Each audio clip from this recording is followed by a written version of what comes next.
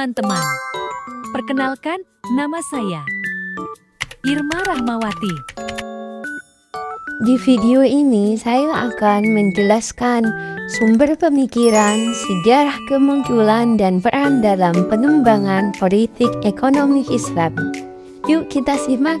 Ekonomi Pancasila adalah sistem ekonomi khas Indonesia yang bertumpu pada asas kekeluargaan, gotong royong, dan keadilan sosial. Beberapa tokoh penting yang mengembangkan konsep ini antara lain Wilopo yang menafsirkan pasal 33 UUD 1945 sebagai dasar ekonomi kerakyatan. Ia menolak sistem liberal yang menekankan kepemilikan pribadi dan lebih menekankan usaha bersama. Yang kedua, ada Mubyarto. Mubyarto ini yang mengintegrasikan nilai moral dan agama dalam ekonomi, menjadikan komersi sebagai pilar utama, dan mendorong pemerataan sosial sebagai bentuk kemanusiaan. Yang terakhir ada Sri Edi Swaswono yang menyebut ekonomi Pancasila sebagai ekonomi sosialis khas Indonesia. Ia menekankan pentingnya peran negara dan hukum dalam membentuk sistem ekonomi yang berorientasi pada sila-sila Pancasila. Konsep ekonomi Pancasila bermula dari pemikiran Bung Hatta dan mulai dikenal luas setelah dipopulerkan oleh Emil Salim pada tahun 1967.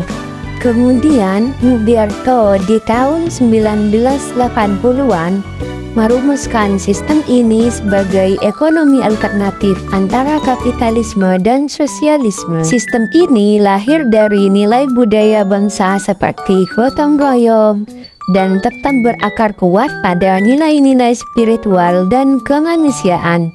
Dalam praktiknya, ekonomi Pancasila menekankan keseimbangan antara peran negara dan partisipasi rakyat dalam kegiatan ekonomi. Negara memiliki peran strategis dalam mengarahkan pembangunan ekonomi demi tercapainya keadilan sosial, sebagaimana termuat dalam pasal 33 UUD 1945. Yang pertama, negara diharapkan mampu menjamin hak dan kewajiban sosial warga. Yang kedua, menegakkan demokrasi ekonomi. Yang ketiga, mengelola hubungan industrial secara adil. Dan yang keempat, menyediakan akses pendidikan yang merata. Tujuan akhirnya adalah terciptanya negara kesejahteraan di mana kemakmuran rakyat menjadi prioritas dan sumber daya digunakan untuk kepentingan bersama. Kesimpulannya, ekonomi Pancasila adalah sistem yang lahir dari nilai luhur bangsa Indonesia yang mengedepankan moral, keadilan, dan kedaulatan rakyat.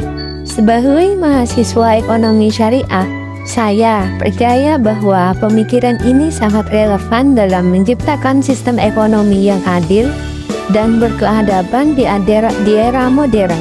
Terima kasih sudah menyimak.